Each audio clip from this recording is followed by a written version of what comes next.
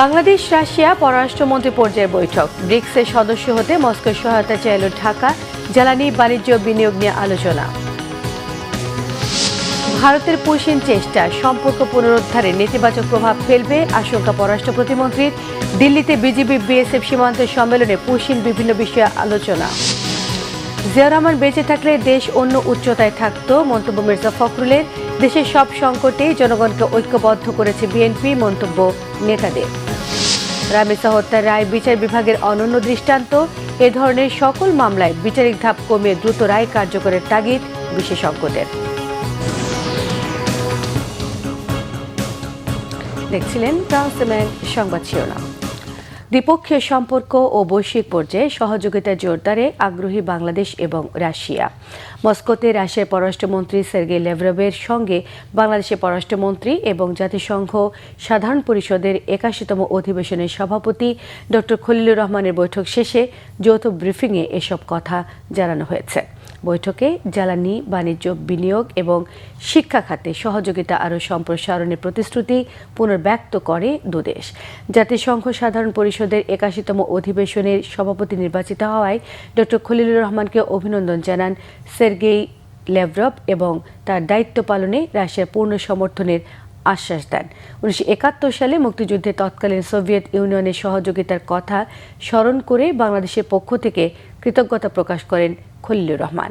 রূপপুর পারমাণবিক বিদ্যুৎ কেন্দ্রকে দুদেশের ক্রমবর্ধমান অংশীদারিত্বের প্রতীক হিসেবে উল্লেখ করেন তিনি। যৌথ সংবাদ সম্মেলনে জানানো হয়েছে, জাতিসংঘ সহ বিভিন্ন বহুপক্ষীয় ফোরামে সহযোগিতা বৃদ্ধি এবং অর্থনৈতিক সম্পৃক্ততা আরও জোরদারের সম্ভাবনা নিয়েও আলোচনা হয়েছে দুপক্ষের। পুশিন ঘিরে চলমান পরিস্থিতি মোকাবেলায় দেশের সব সীমান্তে সতর্কতা বাড়িয়েছে বিজিবি। ঠাকুরগাঁওয়ের হরিপুরের মশালগাঁও সীমান্ত এলাকায় অবস্থানরত শিশুসহ ১১ জনকে প্রায় ৪৮ ঘণ্টা পর ভারতের অভ্যন্তরে সরিয়ে নিয়েছে ভারতের সীমান্তরক্ষী বাহিনী। বিজিবি জানিয়েছে, গত রাতে বিএসএফ শূন্য রেখা অবস্থান করা ৩ জন পুরুষ, ৪ জন নারী, ৪ জন শিশুকে ভারতের অভ্যন্তরে নিয়ে যায়। বর্তমানে তারা সীমান্তে শূন্য রেখার ওপারে রয়েছে। এর আগে গত শুক্রবার রাত ৩:৩০টার দিকে বিএসএফের পুশিনের চেষ্টার সময় বিজিবি এবং স্থানীয়দের বাধায় ওই ১১ জন মশালগাঁও সীমান্তে শূন্য রেখায় আটকা পড়ে। তাদের মধ্যে একজন অন্তঃসত্ত্বা নারী এবং কয়েকটি শিশু শূন্য রেখায় কয়েকদিন ধরে মানবেতর জীবনযাপন করছিলেন। বিষয়টি নিয়ে স্থানীয়দের মধ্যে উদ্বেগের সৃষ্টি হয়। বিজিবি জানায়, দেশের সকল সীমান্তেই অনাকাঙ্ক্ষিত পরিস্থিতি মোকাবেলায় টহল এবং নজরদারি বাড়ানো হয়েছে। সীমান্তে পুশিনের সম্ভাব্য ঝুঁকি মোকাবেলায় গোয়েন্দা তথ্য সংগ্রহ এবং বিশ্লেষণের কার্যক্রম জোরদার করা হয়েছে। সার্বক্ষণিক পর্যবেক্ষণে আছে গুরুত্বপূর্ণ পয়েন্টগুলো। পররাষ্ট্র প্রতিমন্ত্রী শামা ওবায়দ বলেছেন, সীমান্তে ভারতের বিএসএফের পুশিন কোনোভাবেই মেনে নেওয়া হবে না। ঢাকা দিল্লি সম্পর্ক পুনরুদ্ধার প্রচেষ্টায় পুশিন ইস্যু নেতিবাচক প্রভাব ফেলবে বলে মনে করেন তিনি। এদিকে জাতিসংঘ শান্তিরক্ষী বাহিনীতে বাংলাদেশের অংশগ্রহণ সফট পাওয়ার হিসেবে কাজ করছে বলে মন্তব্য করেছেন পররাষ্ট্র প্রতিমন্ত্রী। রিপোর্ট করছেন ইমরুল কায়েস। ভারতের সীমান্তরক্ষী বাহিনী বিএসএফের পুশ ইন তথা মানুষকে ঠেলে বাংলাদেশে পাঠানোর চেষ্টায় উত্তেজনাকর অবস্থা সীমান্ত এলাকায়। দুদেশের সীমান্ত বাহিনীর দফায় দফায় পতাকা বৈঠকেও থামছে না পুশিন চেষ্টা। সীমান্তে বিজিবি শক্ত হাতে পুশিন চেষ্টা সামাল দিচ্ছে বলে জানান পররাষ্ট্র প্রতিমন্ত্রী শামা ওবায়দ। আমাদের বর্ডার গার্ড খুবই শক্তভাবে এটা রেজিস্ট করছে এবং কোনোভাবেই পুশিনকে আমরা অ্যালাউ করছি না। এবং এখানে বাংলাদেশ আর ভারতের মধ্যে একটি ব্যবস্থা আছে, যখন কোনো নাগরিক ইলিগালি কোনো দেশে যায়, নাগরিকত্ব যাচাই বাছাই করে ফেরত আনার একটা প্রক্রিয়া আছে, একটা মেকানিজম আছে, যেটা বাংলাদেশও ফলো করে, বাংলাদেশের জায়গা থেকে ভারত ফলো করে ভারতের জায়গা থেকে। সেই মেকানিজমটা ফলো না করে যদি এই পুশিন প্রক্রিয়ার মাধ্যমে কাউকে ঠেলে দেওয়া হয়, সেটা কিন্তু একেবারেই গ্রহণযোগ্য না। পররাষ্ট্র মন্ত্রণালয়ে সাংবাদিকদের তিনি আরও জানান, পুশিন থামাতে ভারতকে বেশ কয়েক দফা চিঠি দেওয়া হয়েছে। ইতিমধ্যে আমরা 12 থেকে 13টা চিঠি দিয়েছি। যত রকম ডিপ্লোম্যাটিক নর্ম আছে সেটা আমরা ফলো করছি। যখনই পুশিনের ঘটনা আমাদের কানে আসছে বা আমরা দেখছি, আমার রিপোর্টিং হচ্ছে, আমরা কিন্তু তাদেরকে চিঠি দিচ্ছি। আমরা আশা করব যে ভারত সরকার এটা তারা সিরিয়াসলি নেবে এবং এই পুশিনের মাধ্যমে যদি তারা করে তাহলে অবশ্যই সেটা আমাদের জন্য ভালো হবে না এবং সেটা আমাদের যে ভারত এবং বাংলাদেশ সম্পর্ক, যেটা আমরা বলি যে নতুন উচ্চতায় ওঠার চেষ্টা হচ্ছে এবং ওনারাও একটি প্যারাডাইম শিফটের কথা বলেন, সেই প্যারাডাইম শিফটটা যদি হতে হয় তাহলে এই কাজগুলা যেই ডিপ্লোমেসি আছে, যেই বিদ্যমান প্রক্রিয়া আছে, সেই প্রক্রিয়াটাই আমাদের দুই দেশে অবলম্বন করা উচিত। এদিকে রাজধানীর সিরডাপ মিলনায়তনে বিশ্ব শান্তি রক্ষায় বাংলাদেশিদের অবদান নিয়ে defence journalist association of Bangladesh ডিজাবের আলোচনায় কথা বলেন পররাষ্ট্র প্রতিমন্ত্রী। দেশের কূটনৈতিক সাফল্য অর্জনে বাংলাদেশের শান্তিরক্ষীদের গুরুত্বপূর্ণ ভূমিকা নিয়ে আলোচনায় অংশ নেন অবসরপ্রাপ্ত সেনা কর্মকর্তা সহ অন্যরা। ইমরুল কায়েস, বাংলা ভিশন, ঢাকা। ভারতের রাজধানী দিল্লিতে ভারত বাংলাদেশ সীমান্ত নিয়ে বিএসএফ এবং বিজিবি মহাপরিচালক পর্যায়ের বৈঠক হয়েছে। সোমবার এই বৈঠক শুরু হয়েছে, চলবে 11 জুন পর্যন্ত। 57তম কনফারেন্সে বিজিবির নেতৃত্ব দিচ্ছেন ডিজি মেজর জেনারেল আফরুজ্জামান সিদ্দিকী এবং বিএসএফের নেতৃত্ব দিচ্ছেন বাহিনী ডিজি প্রবীণ কুমার। 4 দিনের কনফারেন্সে অনুপ্রবেশ সংক্রান্ত আলোচনা, নাগরিকদের ওপর আক্রমণ, আন্তঃসীমান্ত অপরাধ, সীমান্তে কাঁটাতারের বেড়া দেয়ার প্রক্রিয়া, বাংলাদেশের ভারত বিরোধী গোষ্ঠীগুলোর বিরুদ্ধে পদক্ষেপ সুনিশ্চিত করা, দুদেশের মধ্যে পারস্পরিক সম্পর্কের উন্নতি নিয়ে আলোচনা হবে বলে ধারণা করা হচ্ছে। আগামী বাজেট বাস্তবায়নের মধ্য দিয়ে নতুন বাংলাদেশ গড়তে দেখবে দেশের মানুষ, এমন আশাবাদ ব্যক্ত করেছেন স্থানীয় সরকার মন্ত্রী মির্জা ফখরুল ইসলাম আলমগীর। সন্ধ্যায় রাজধানীর বৌদ্ধ মন্দিরে শহীদ রাষ্ট্রপতি জিয়া রহমানের 45তম শাহাদাত বার্ষিকী উপলক্ষে আলোচনা সভায় এসব কথা বলেন তিনি। অভিযোগ করেন, একটি গোষ্ঠী দেশকে অন্য খাতে নিয়ে যেতে চায়, সাম্প্রদায়িক রাষ্ট্র বানাতে চায়। ক্ষমতায় আসার পর থেকে প্রধানমন্ত্রী তারেক রহমান যুগান্তকারী সিদ্ধান্ত নিচ্ছেন, সামনে থেকে নেতৃত্ব দিচ্ছেন বলে উল্লেখ করেন মির্জা ফখরুল। এ সময় তিনি শহীদ রাষ্ট্রপতি জিয়া রহমানের স্মৃতিচারণ করে জানান, বাংলাদেশকে তিনি একটি রেইনবো নেশন হিসেবে গড়ে তুলতে চেয়েছিলেন। তিনি বেঁচে থাকলে দেশ আরও এগিয়ে যেত। এর আগে আলোচনার শুরুতেই শহীদ রাষ্ট্রপতি জিয়া রহমানের আত্মার শান্তি কামনা করে প্রার্থনা করা হয়েছে।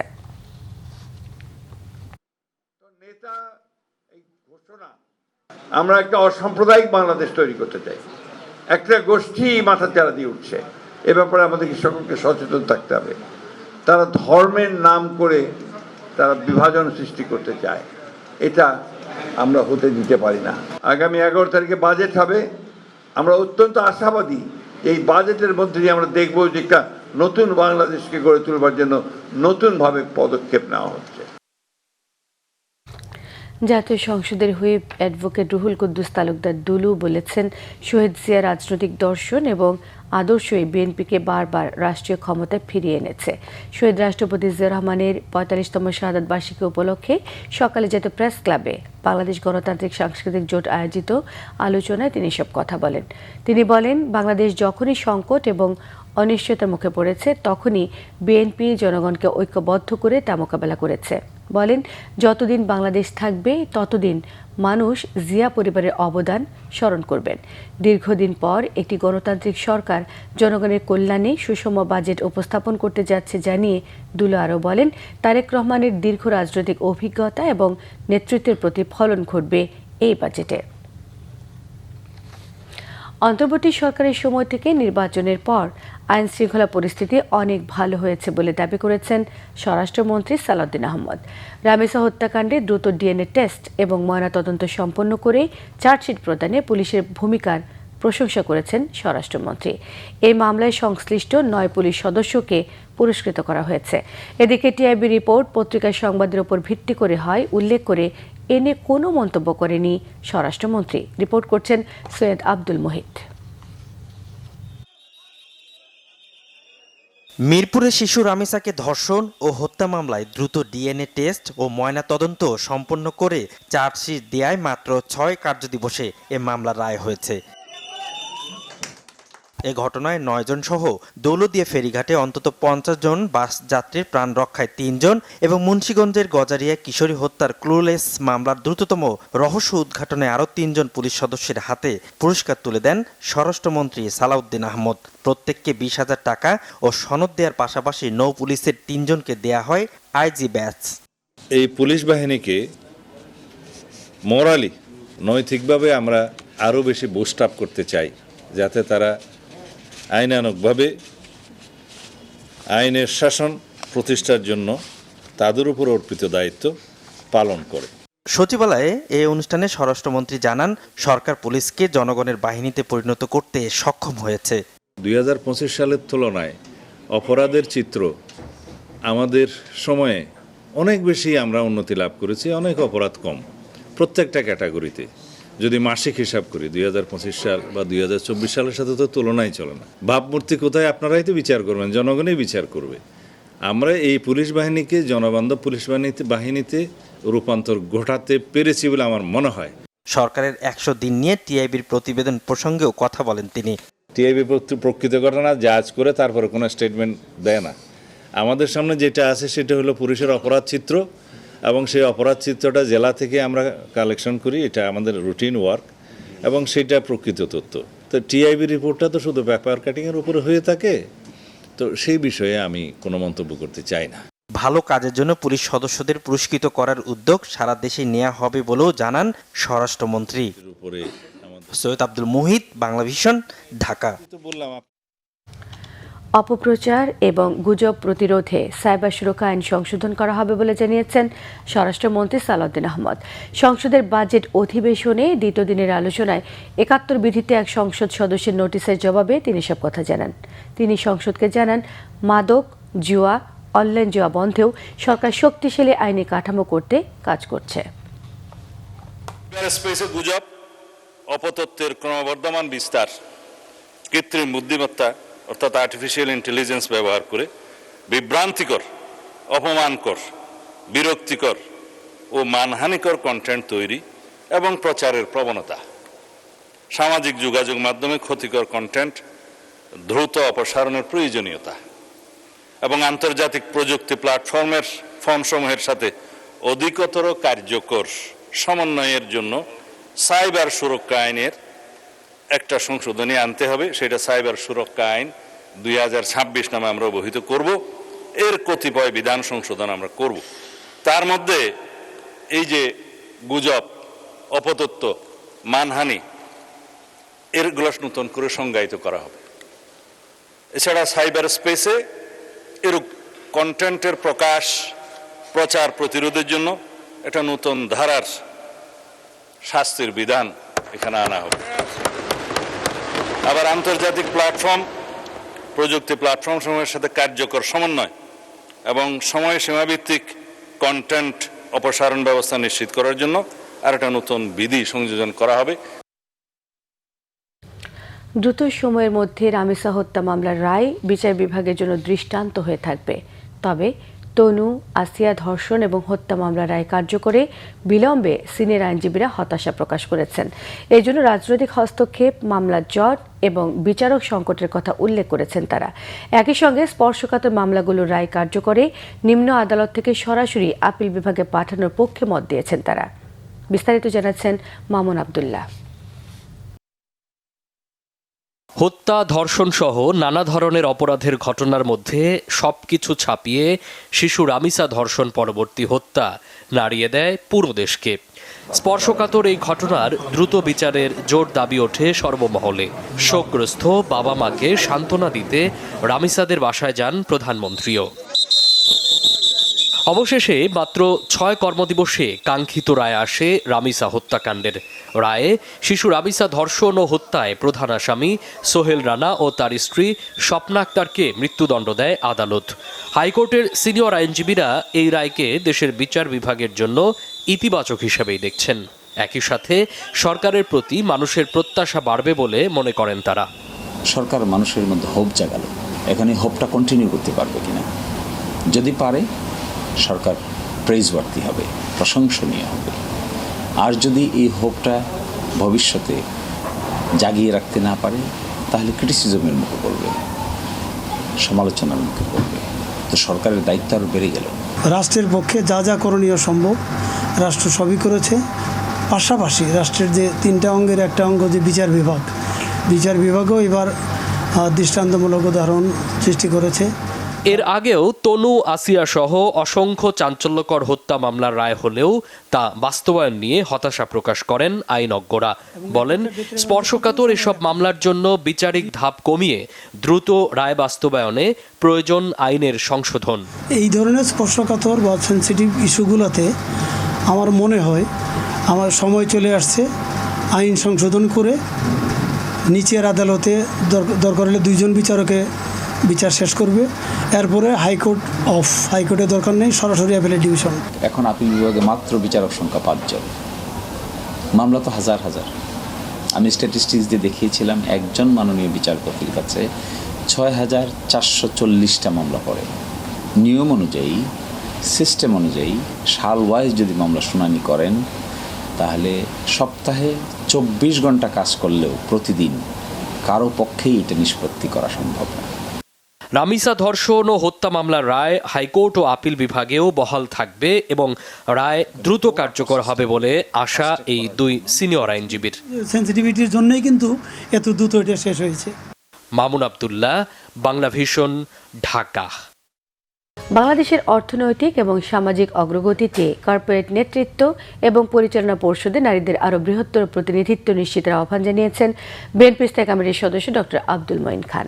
সোমবার রাজধানীর একটি হোটেলে institute of chartered accountants of Bangladesh ICAB আয়োজিত women in leadership and governance সম্মেলনে তিনি আহ্বান জানান। বাংলাদেশের অর্থনৈতিক এবং সামাজিক অগ্রগতিতে নারীদের গুরুত্বপূর্ণ অবদান আছে বলেও তিনি জানান। সম্মেলনে অংশ নেন পেশাজীবী নারীদের পাশাপাশি নীতি নির্ধারক, কর্পোরেট নেতৃত্ব, পর্বতারোহী, নিয়ন্ত্রক সংস্থার প্রতিনিধি, উন্নয়ন সহযোগী, দেশের শীর্ষস্থানীয় পেশাজীবী সংগঠনগুলোর প্রতিনিধিরা। এসব মূল প্রবন্ধে বাংলাদেশের প্রথম নারী practising chartered accountant Akhtar Sanjida Kashem ICAB gender dashboard এবং উইমেন অন বোর্ডস জরিপের তথ্য উপস্থাপন করে এক্ষেত্রে অর্জিত অগ্রগতি এবং চ্যালেঞ্জগুলো তুলে ধরেন।